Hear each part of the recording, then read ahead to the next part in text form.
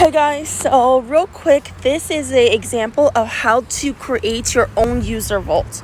So I'm standing here and there's a playground here, so I am going to hit this icon in the corner.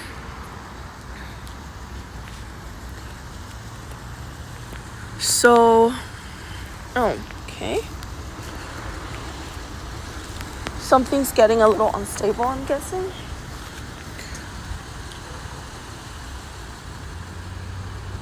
So, you know what? I think I want the sign in there.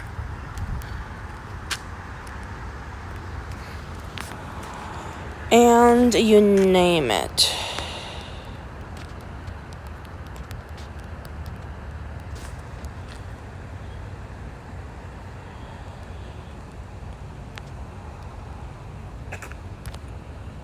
And it's review now. It's under review. So they'll approve it usually pretty quick. And that's that.